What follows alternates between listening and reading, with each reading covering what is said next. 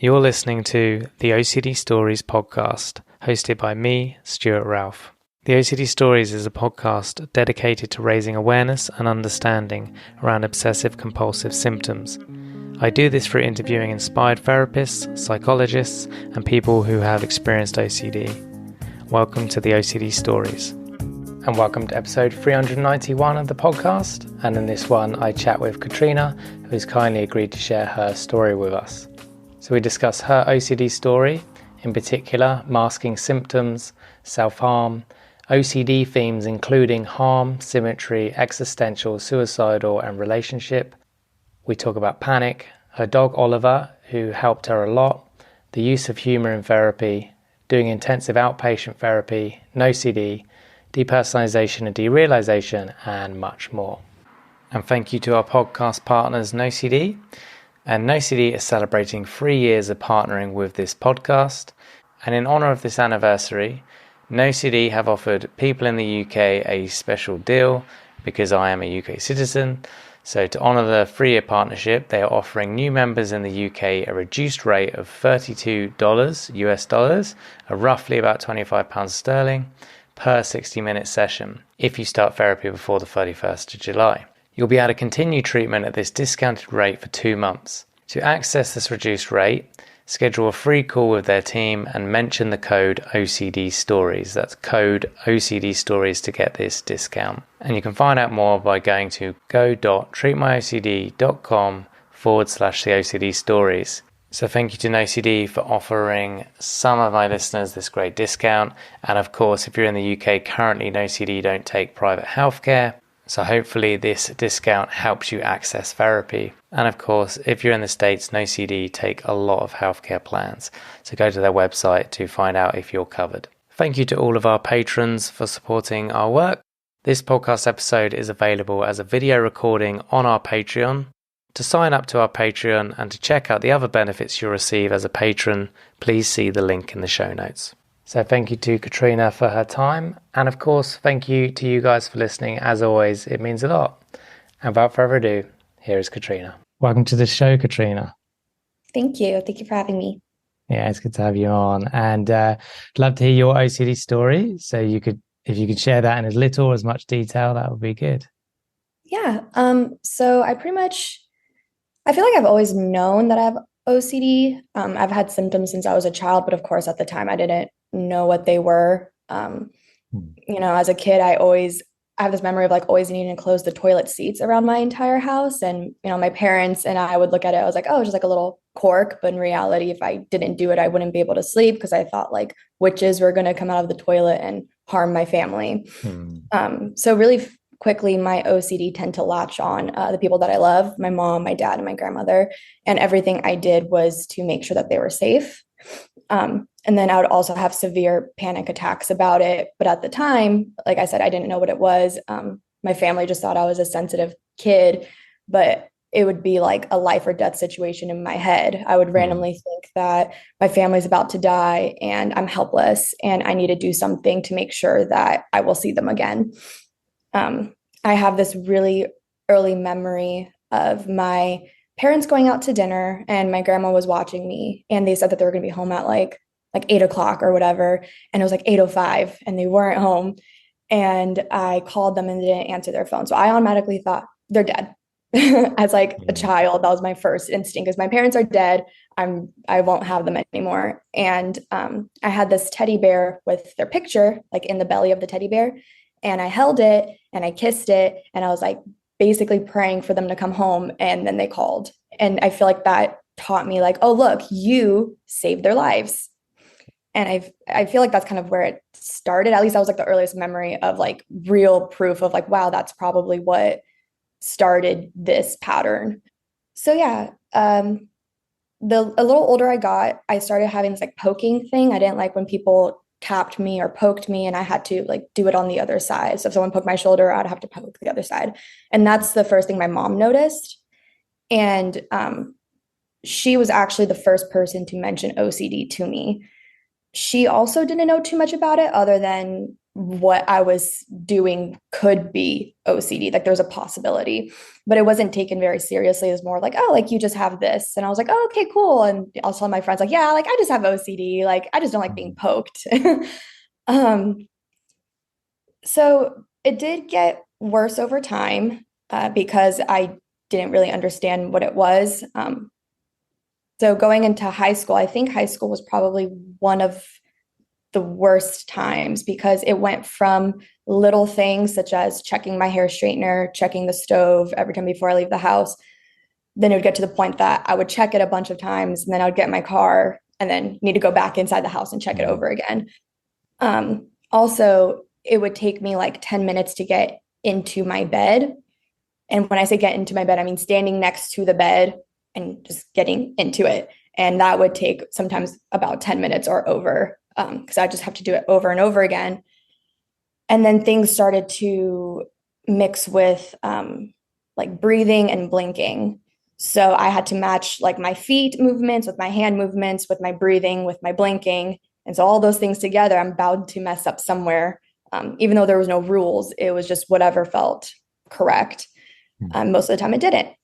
And I would tell myself, wow, you're so selfish if you don't do this because watch, you're not going to do it. And then something's going to happen and it's going to be your fault because you didn't take the extra minute to do this activity. So it was more of like I would guilt myself into doing these things.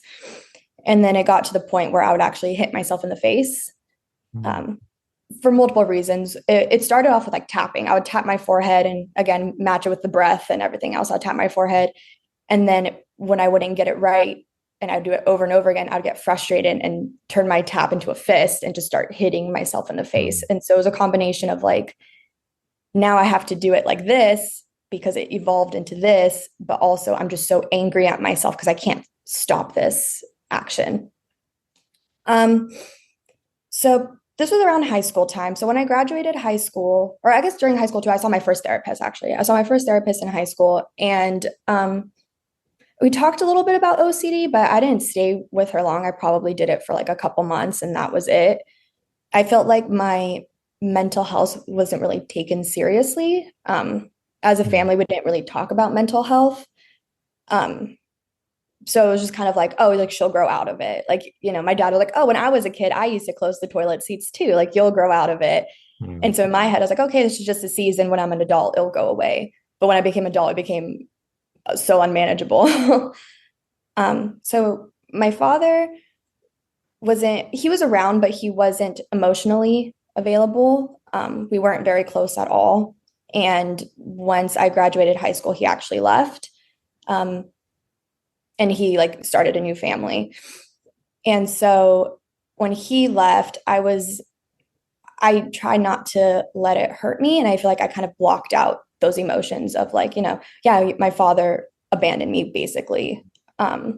We didn't talk for 3 years. And during that time, I never thought of him. And I think it was just my defense mechanism to not feel the pain of like abandonment. And also he was one of those people that I've always protected in my mind. Like I was his guardian angel as I considered myself to my family. And so when he left, it was kind of like this weird thing, like, well, he obviously doesn't love me. So do I still protect him in my mind or do I just like let him go? So that was hard, but I never allowed myself to feel those feelings until I was an adult and I was in therapy. And my therapist was like, okay, we need to work through these emotions so you don't block out all of these things because they're going to come out worse later. And of course they did. So after high school, I was just living with my mom because my dad left. And so me and my mom got a townhouse together and we had 6 dogs at the time. We had 4 and then 2 of them were just supposed to be a foster. And we ended up just falling in love with the fosters, of course, like we couldn't give them away. And the one that ended up being just like my baby, his name was Oliver, actually, without it being planned, turned into like my therapy dog. He helped me so much with my OCD. It's kind of amazing how intelligent this dog was.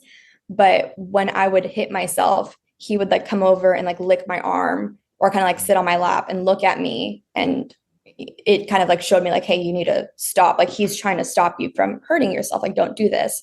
Or when I couldn't get in my bed and have to keep getting up and down, in and out of the bed, he would go like between my legs to stop me.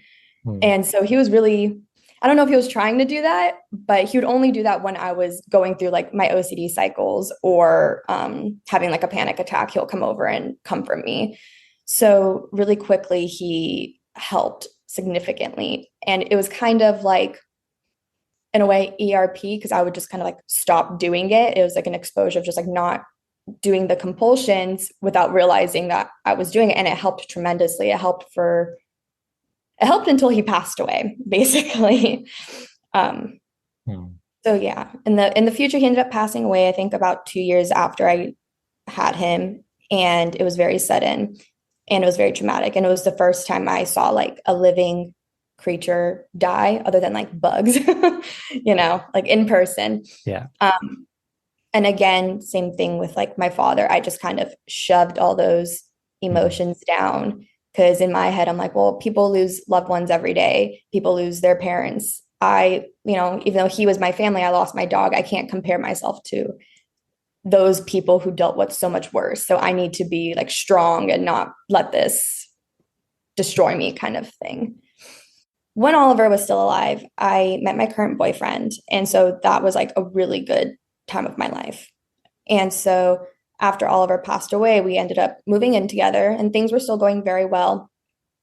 But then one day we were taking mind-altering substances and watching TV, and this dog came up and it reminded me of Oliver. And next thing I know, I just had the worst downward spiral of thinking of life, death, why am I here? What's my purpose in life? Existential crisis, and making me realize like, wow, you're actually depressed and you've just been ignoring it.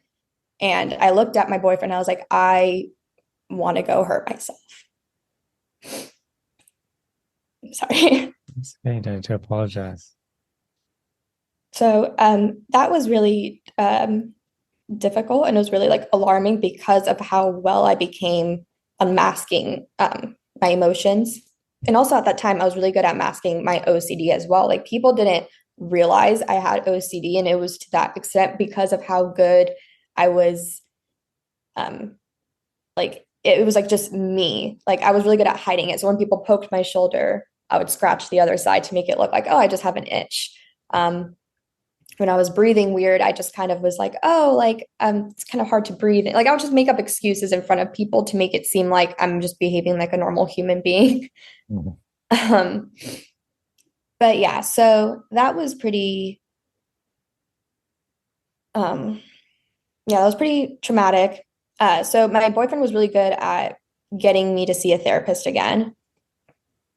And I always, said, no, I don't need it. But after this, I was like, okay, yeah, I should probably see a therapist. And she ended up putting me on Zoloft, I believe.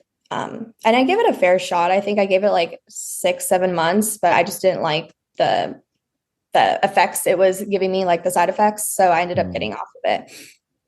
But during this time with this therapist, the lockdown started.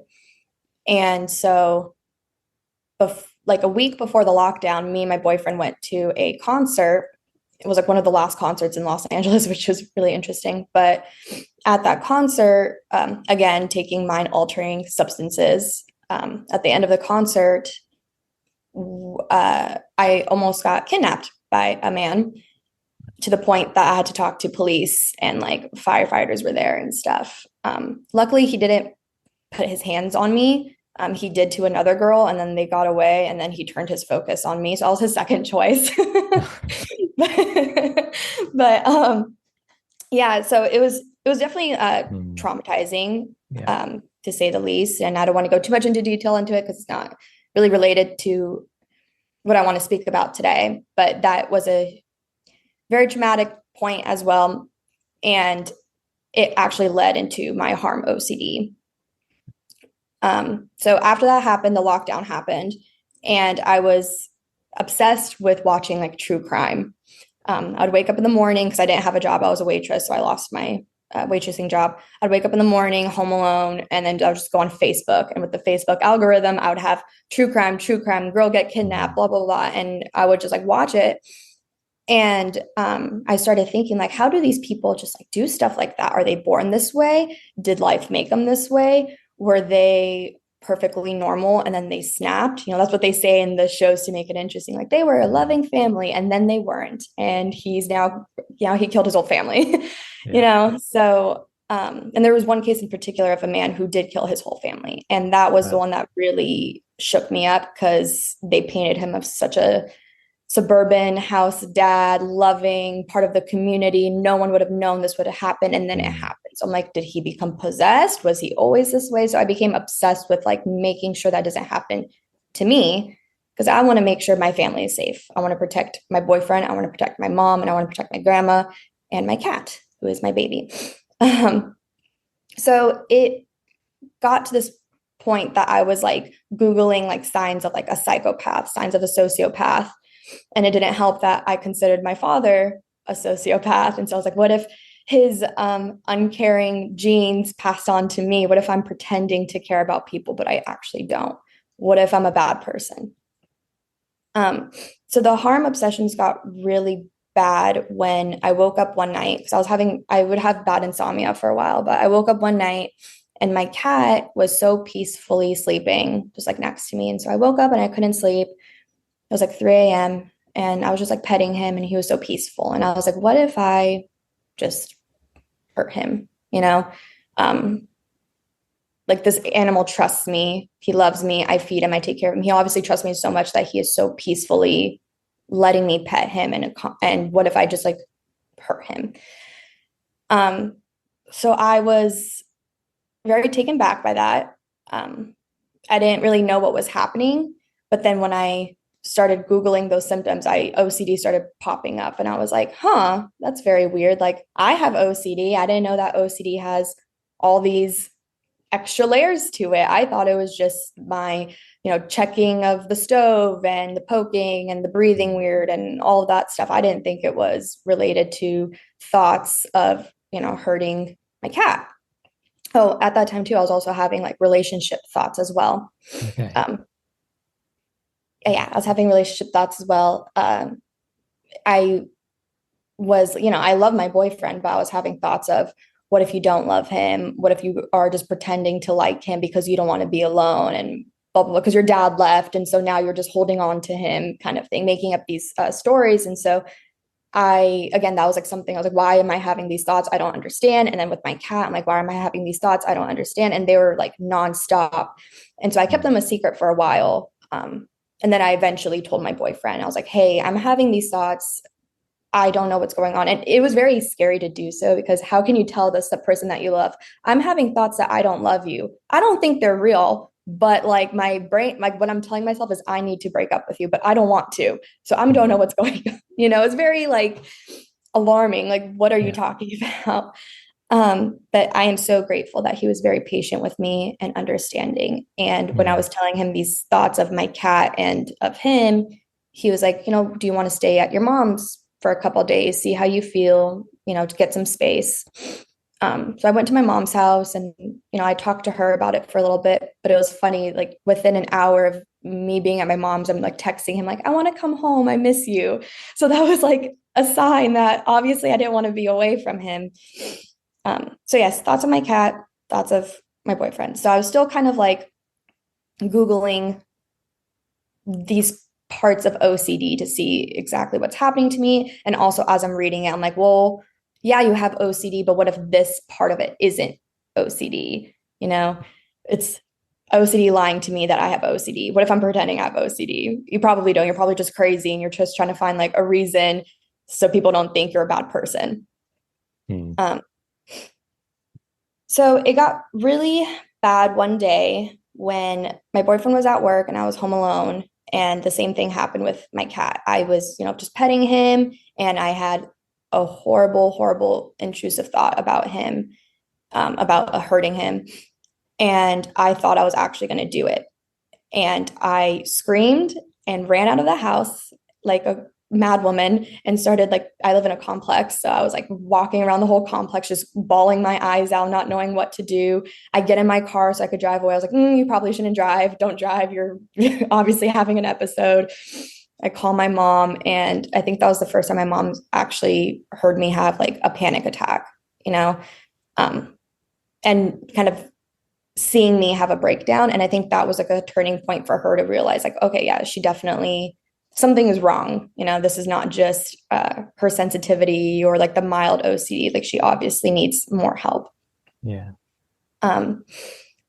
So that day I was pretty much ready to like admit myself somewhere because the thoughts have gotten so bad. And that was just one of the worst ones because of how vivid it was. It was extremely vivid. And when I kept pushing through it and saying, okay, that's not real, it's just a thought, it's just the OCD, it just kept getting worse and worse and worse.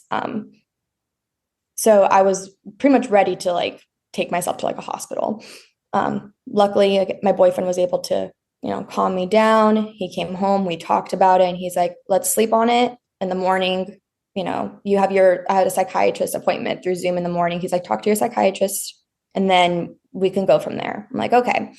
Talked to my psychiatrist and he recommended me to go to an IOP. And that basically changed my whole life. He was able to he told me about the place. I called them that day and they got me in the following day. So within a day of my really bad episode, they were able to get me in. So I was very grateful about that. I thought it was going to be like a long process and I wouldn't be able to hold on.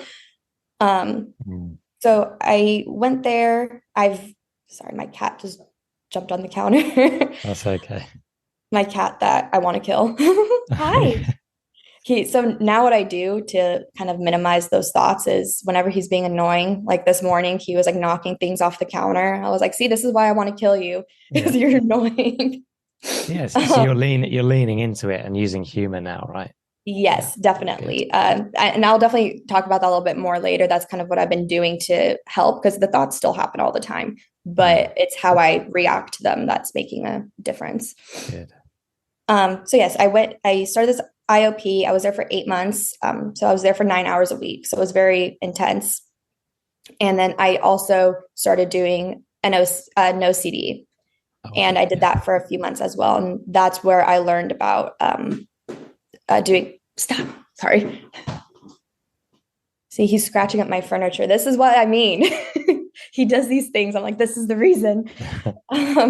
So then I started an OCD, and then my therapist there was the one that helped me with exposures, and we would watch true crime, basically, is what my therapy session consisted of. And I thought it was really funny because I would tell people, yeah, I just watch like women who kill at therapy. And they're like, what? I'm like, trust me, it helps. It helps. Doing that, we would do like sociopath quizzes, like BuzzFeed quizzes. And she's like, see, you don't even pass the BuzzFeed one. Like, just like, she'll make like light of it. And I feel like joking about it really, really helped me. So I would do no CD 1 hour a week. And then I had my IOP for 9. So I was doing 10 hours a week of therapy for 8 months. So it was a lot. But I am so grateful for it because it's got me to where I am today. And I'll be honest, I still have problems, and healing is never a linear line. It's, there's ups and downs. And right now I am in a low point, but I know it's going to go up from here. So also I understand that I'm in a low point because I did lose my grandmother in November or in October. And that also, as I talked about earlier with my OCD being to protect my family, I blamed myself because when she passed, that is when I was stopping doing these compulsions. And so it was proof to me, like, look, it was trying to be proof that, look, you caused your grandmother to pass away. And I know that's not true. So, with grieving and having OCD, yes, I'm in a down spot, but I know that I can handle it because of the tools that I received from doing the intensive outpatient and seeing my OCD specialist as well. But yeah. That's pretty much most of it. I did like a quick Spark Notes. I'm sure I missed things here and there, but Yeah, we always miss stuff when we tell our stories. Because there's how can you condense so many years into this short podcast, right? yeah. But no, you did a really good job. Really interesting story. Thank you for sharing it. And I guess, what you said there, about your nan or your grandmother passing away and OCD trying to use that as evidence of, see, it's because you stopped doing the compulsions or you stopped listening to the thoughts.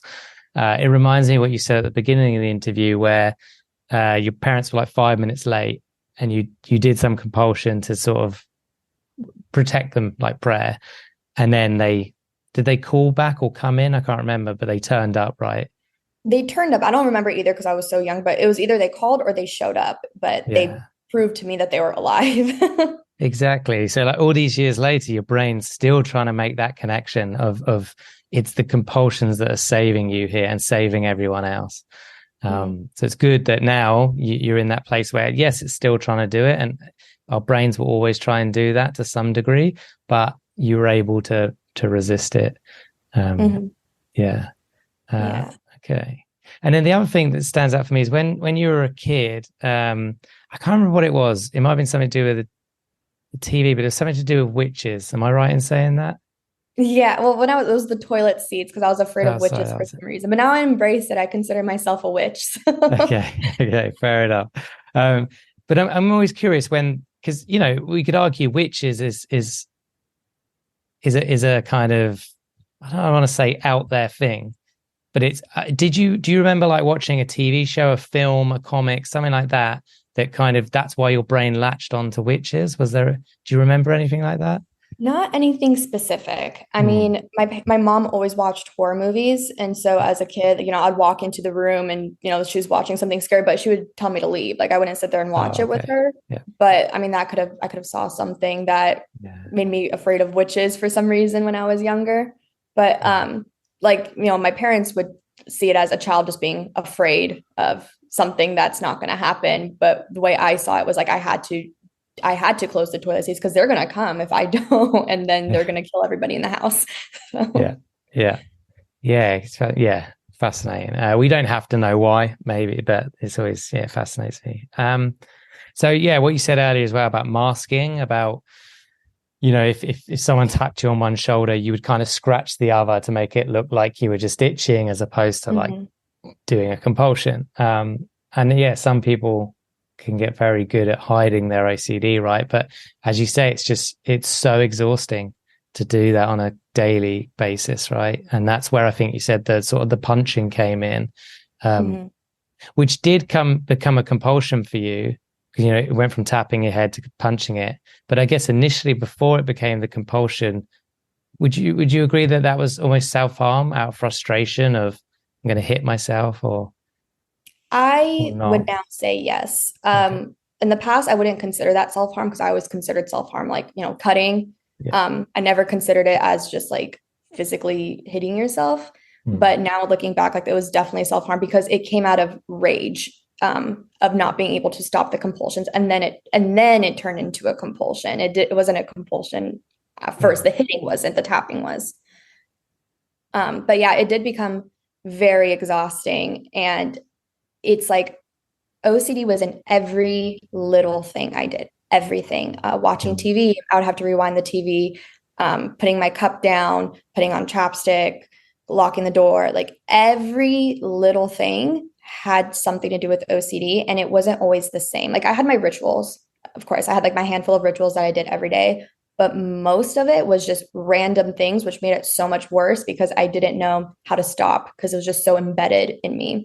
And, like I said earlier, I just became so good at hiding it. And I remember one time in high school, it would happen during class. I'd be like sitting in class, staring at the corners of the room and like breathing a certain way. And this one guy saw me doing it and he thought it was very funny and then became my friend. But I never told him what it was. I was just like, oh, yeah, Okay. I was daydreaming. But like, I never told him what it was. But he was like, Hmm. oh, like this girl's weird. She seems interesting to be friends with. Yeah. So the breathing was that. Was that more like somatic OCD where there may not have been a particular worry? It was more just it doesn't feel right and I have to breathe correctly, or was there a worry or fear attached to it? Everything had a worry or fear Yeah. about protecting my family. Oh, okay, cool. Yeah, Okay, so it's even the linked to little that. Yeah. things. Because if I didn't do it and I was just try to ignore it, they're like, "Oh, you're gonna kill your grandma. You're gonna kill your mom." Like if Yeah. it's not that hard to pick up the cup and put it down again, it's not that hard to just do it one more time. Like, don't be Yeah. selfish. Mm, yeah, that's it. Yeah. Good Yeah, point. I Don't be definitely selfish. guilt tripped myself. And I've always called my OCD a little demon because that's what it feels like. It feels like Mm, a demon just telling me horrible things. And when I try to ignore it or fight it, it gets louder and worse. Like with my cat too, when I was having harm thoughts about my cat, I was like, those aren't my thoughts. Like, they don't feel real. So for a season, I actually thought that I was schizophrenic as mm, well for about a month. Um, I would like I thought I heard like people singing around me, but it would just be like the air conditioning. Like I would hear talking at night. And I'm like, Garrett, my boyfriend, I was like, I hear people talking. Do you hear them? Do you hear them? I think I'm going crazy. And he's like, it's just the AC, and he'll turn it off. I'm like, oh, okay. But yeah, no, first season, I definitely thought I was mm, schizophrenic. Like I said, I thought I was a sociopath, a psychopath, that I was so good at pretending to be nice and that I actually don't like my harm thoughts, but I actually do like them. And I would trick my therapist into thinking I'm a sweetheart, but in reality, like I'm a bad person waiting to snap. mm. And when I tell my therapist this, she would be like, "You, Katryna, you're not that tricky. You think you're that good of an actress? Come on." Like, so, but yeah, for a while, I definitely, even now, it still hits me sometimes. Like you're just pretending Mm. to be a good person, but in reality, you're just a time bomb. Yeah, well, that's the scary thing, right? We can never know. Any of us can't, but we can choose to show up each day and live by our values and be the best person we can. And that's all we can really control. Um, yeah. So, your dog Oliver, right? Is that, Mhm. yeah. So what breed was Oliver? He was just a chunky mutt. I, Okay. yeah, he was just a rescue from the pound, so we didn't really know. But Okay. he was a smaller dog, All small, right. chunky black dog that had these like ears that made him look like a little bat. So I called him my little Okay. bat. And he was kind of a jerk. Like he hated everybody but me, which made me like him even more because Yeah. like he was solely my dog. It's amazing. It's amazing how smart some dogs are, that they could pick up on that and intervene as well. Yeah, I mean, he made a huge impact. It's kind of crazy. And like, losing him was very difficult, especially when he Mm. passed. I truly believe that it was malpractice at the Yeah. vet. And this vet actually got his like license taken away because a lot of people from my hometown have had issues with them believing that he mistreated their animals. So I truly Oh. believe he wasn't supposed to pass away that day. But Mm. I first remind myself that I am so grateful to have that time with him. And also, when we did rescue him, he was the next dog to be put down. And that was the reason we even rescued him. We asked for one old dog and the next dog that you're putting down. We didn't look at who it was, they just gave us those two dogs. So if it wasn't for us saving him, he would have passed away 2 years earlier. But now we were Mm. able to have that time together. So, Yeah. Wow. Wow. Yeah, it makes it even more special, right? That he was such a helpful dog for you, yeah. and he was so close to being put down at that point. Um, wow, good for you for adopting him. Um, okay, and then kind of this feels kind of like a weird transition now, but let's talk about humor. Um, uh, Yeah, just anything else you want to say on that? Because actually, and a specific question I have on that is that something your therapist sold to you? Like this could be really helpful, or was it more who they were? They were bringing humor naturally into the room, and yeah, just anything you want to say on that? I think it was a mix of both. The therapist that brought in a lot of humor was my OCD therapist from NOCD, and she was just kind of like a funny lady. Like she always made me laugh. And also when we would talk about my obsession, she kind of, the way she described it, she'd just be like, okay, and like, yeah, you're gonna hurt your boyfriend, and kind of like just saying it like that. And then I added on like, yeah, I'm gonna hurt my boyfriend, and now he won't snore so loud. Just like little Yeah. things like that. It makes me very anxious when I say it too. Like Mhm. even when I make the jokes about my cat, like I always say like, you're so soft, I'm gonna turn you into like a scarf or something. Mhm. But when I say it, like I feel my heart like jump. I feel Yeah. very uncomfortable. So it's not very easy, but I just force myself to do it because I know if I hold on to it and keep it in my mind, those intrusive thoughts, they're just going to keep festering. And I've Mhm. proven that to myself over and over again. And it's when I'm just going through my down cycle that I'm in right now, I wasn't telling people. I was keeping it to myself. I was keeping the intrusive thoughts to myself. And I remembered, and it just kept getting worse. And then now I've been talking to my boyfriend, talking to my mom, talking to my therapist, talking to you, saying it Mhm. out loud. And it's been very, very helpful. It relieves the fear and pressure from it. Yeah. Yeah, exactly. Yeah, we're showing our brain irrelevance. Like these thoughts are irrelevant. They're just thoughts. Mm-hmm. Which is scary in the moment when you're really connected with them because they feel real. But okay. And did you find like using humor and leaning into the thoughts a bit that how quickly, I guess, did you see changes in it became bearable to say it versus like I don't even want to think about it, if that makes sense? Um, it definitely took a while. Mm. Um, I feel like humor is the easiest way for me versus me saying it seriously, like out loud, like Yeah.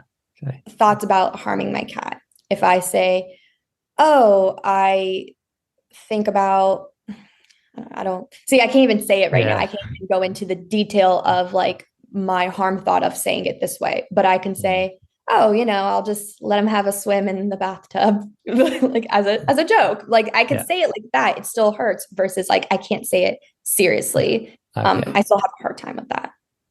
Yeah. Okay. So the humor almost made it possible for you to do the work. Yes. Like without the humor, it wouldn't have been as easy. Not as easy, but you know what I mean. Not as possible. Yeah. Yeah. Okay. Wow. And with the IOP, so intensive outpatient, was that in person or online or how? I did in person. So it's actually about like a 45-minute commute for me, but I thought it was very important for me to go in person. So I would go 3 times a week for 3 hours a day. But then there was a season because of COVID, there was like another spike. We did online for like a month or two Okay. months. But being in person, I find it more beneficial. Hmm. Yeah. It's just human connection, right? Mhm. Um, And my okay. therapist there, I love her so much. And I actually still go to the IOP, but as an outpatient. So, like I said, I did the IOP for 8 months, but I've been a patient there for a year and a half. I go once a week on Fridays, see my therapist for an hour, and then I do 2 group sessions. And I find group therapy being very helpful. Well, that's really interesting to hear. And how has your experience of group been and what do you like about it? The main thing I like is not feeling alone. Hmm. A lot of the times, even though we're all there for different things, there's a couple of people there that have OCD, but most of the people don't have OCD. The general thing is anxiety and depression, and we all have that common ground that we can speak about it. And almost everything I say, we all relate to, and it makes me feel less alone. So I think that's why I really like group therapy. Hmm. But I like the one-on-one because I'm able to dig in deeper of like my traumas. Yeah, So I think it's a really good combination to do both together. that's true. Yeah, they both offer different things, right? Mm-hmm. Okay, nice. And have you made sort of friends within that group that you talk to outside, or do you keep it quite contained to the group? When I was doing the IOP, so I was there more often, I did hang out with a couple people outside. Like this one girl, we went to Magic Mountain Six Flags together Okay, yeah. because I had free tickets because I work there for the Halloween season. I'm a makeup artist. Mm. But so we went there and then I spoke to a couple of them outside. But now, since I only go once a week, there's a lot of rotating faces. There's a few people who I like recognize and I talk to, but it's now kind of more contained there just because of me not being there as often. Yeah. And also, Okay. I have social anxiety, so making All friends is hard right. for me. Yeah, fair enough. Okay, so exposure there. Yeah. Yeah. Okay, good, good. Let me think of an age. So when was an age you felt was like really, really tough for you? So high school was really tough, mostly because of how consistent my OCD was, and because of it got to the point that I couldn't even, like I said, get into my bed or sleep properly and function. But I think the worst time of my life was when the harm thoughts started, my relationship Mm, thoughts started, and then also I was having the existential thoughts as well. Every day I was wondering why I'm here. I thought the world was fake for a while. I would see mm, billboards that says like, wake up and buy this mattress, right? It'll say wake up, but like buy this mattress. And I was like, that's a yeah. sign to me to I'm in like a simulation. I need to wake up. Mm, Um, so for a long time, I was thinking that things weren't real, and I was having really bad like derealization, depersonalization. I felt like I was just watching a movie through lenses on my face. And a lot of the times I'd be like speaking to people and I would forget what I was saying. I'd be in the middle of the sentence and I wouldn't even know where I was. I'd forget exactly what the mm, situation was. And so that went on for months. And that was really hard because it was making me very depressed as well. So it was like a combination of having these intrusive thoughts and now depression and now like, well, the world isn't real, so I should just wake up from it. And that led into like suicidal thoughts, and that was really scary as well. So I was afraid I was going to hurt myself, and for a while I didn't want to be left home alone because I was afraid that I was going to act on it. But also now mm. looking back, I never really wanted to hurt myself. It was more of a fear that I'm going to, because I'm so afraid of the situation I'm in. Okay, so it was an OCD worry as opposed to I'm actually suicidal. Yes, because Yeah. even now I have those thoughts because I am going through a depression cycle right now. Okay. I have those thoughts, but then when I think about it, I was like, but the world would be so crappy without me. Like, Exactly. who's going to take care of my cat? He has Yeah. asthma. He has an inhaler twice a day. He needs his mother, you know? Mm. So I don't have a desire to hurt myself, but I have a fear that I'm going to. Okay. Yeah. Yeah. I mean, who would listen to Garrett snoring if you weren't here, right? Exactly, exactly. He's sleeping right now as I close the door. I was Okay. like, better be quiet. All right. Okay. Good. Okay. So you can pick up the phone and call that age of you that was having those thoughts. What would you tell her in that moment? um, the one who was having the like The harm thought, harm and the yeah. harm. Sorry. Yeah. Um, that's a good question. I guess I would just at that time, if I felt so hopeless and that I was stuck like this forever. It definitely felt like there was no end to this feeling of not belonging in this world, Mm. which was really hard. But I ended up getting out of it.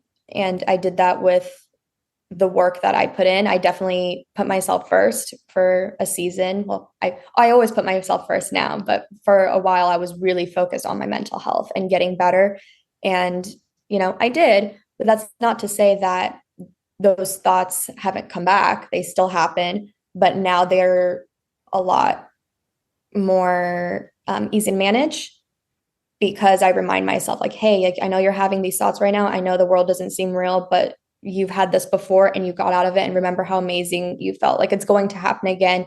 This is just a season of life. And so just reminding myself that nothing's forever. Yeah. Yeah. Nice. And you got a billboard where you live, roughly where you live. What would you want written on that billboard? Mm.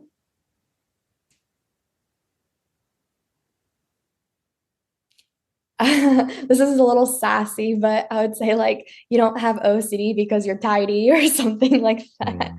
Because when I do try to connect with people, a lot of times they're like, "Oh yeah, like I do as well," and I'm like, "Oh really?" And then they tell me, I'm like, "Oh Mm. okay." But there has been a handful of people that I've met that are like, "Oh, I have OCD as well," and I'm like, okay, let's hear it. And then they would tell me, I'm like, yes, you do. I have this app. It's called NOCD. There's an OCD. Like I had one of my coworkers come with me to the OCD walk that they had. We went this past year. I was like, you gotta come with me. We gotta go. And so, I don't know. I guess that's kind of what I would say, because it has been it's been a step back, I feel like, for the community and for people to get help. I know it's kind of stopped me from getting help, because when I was younger, I just thought like, oh yeah, like OCD is just kind of like a thing. It's fine. And most people have it because everyone's like, oh yeah, I'm OCD too. Like I have to do this because I need things clean or whatever. And it's kind of taught me that like, oh, you just kind of live with it. It's not anything to be like concerned or alarmed about. And I really wish I did focus more on my mental health when I was younger. But I did. Now I'm 26 and I'm working really hard on my mental health, and it's going to be a journey probably for most of my life, but I'm okay with that. Nice. Yeah, you're right. The misunderstandings of OCD can really set people back. So yeah, there are plenty of billboards across America, the UK, arguably every country in the world need those billboards. Okay. And then lastly, anything else you wish you could have said or shared today? Well, something that I found very interesting is when I was going through my really bad like cycles of like my OCD and like my depression and intrusive thoughts, I felt my brain I felt like the bad side, which is the OCD, like I call the little demon in my head. I call her Bad Catso. I externalize her because my nickname with my friends is Catso. And so I call her Bad Catso. So whenever I'm having my intrusive thoughts, I'm like, oh, she's being so annoying. Like she's acting up again. So I try to externalize it.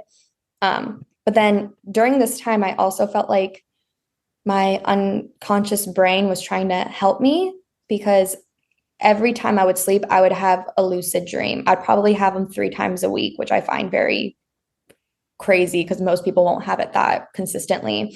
But every dream I would have that was lucid dreaming, I would talk to myself and I was like, okay, I know I'm dreaming. I know I'm talking to you, myself. And some of them would be scary, but when I get through them, it would show me like, you can get through these scary obstacles and you will be okay. So they would be nightmares, but in the nightmares, instead of running away, I would face them head on, and it would show me that you're healing, you're fine, you'll get through this. And so it was like my brain trying to like take care of me and hold me and remind me that you're good. Yeah. Nice. I like that. Yeah. Interesting. So I do want to get a little demon tattoo on my foot, because that's going to be Bad Catso. Again, just externalizing it, because I have OCD. I am not OCD. And so whenever she acts up, I'm just going to smack her or stomp on the ground and be like, hey, shut up. You're being annoying. So I feel like that'd be very helpful for me to just remind myself when I'm having these intrusive thoughts and they are feeling real, and I forget that they're OCD, or I tell myself they're not OCD, you're just going crazy. It would be a good reminder. Like, look, you got this because you went through this journey and you're still going through it. Yeah. Nice. And small on the foot. So it's like, a small part, Exactly. Yeah. Okay. Nice. I like that idea. All right, amazing. So look, thank you so much for sharing your story. I really enjoyed hearing it, and I know it will help many and resonate with many.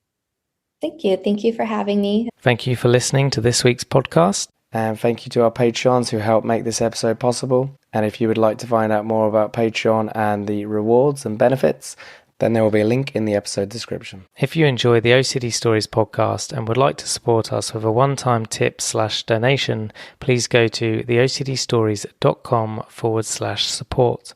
All tips, no matter how large or small, are greatly appreciated. Please subscribe and rate the show wherever you listen to the podcast. And thank you to NOCD for supporting our work. If you want to find out more about NOCD, head to go.treatmyocd.com/theocdstories or click the link in the episode description. And quick disclaimer, guys, this podcast is not therapy. It is not a replacement for therapy. Please seek treatment from a trained professional. And until we speak, take care.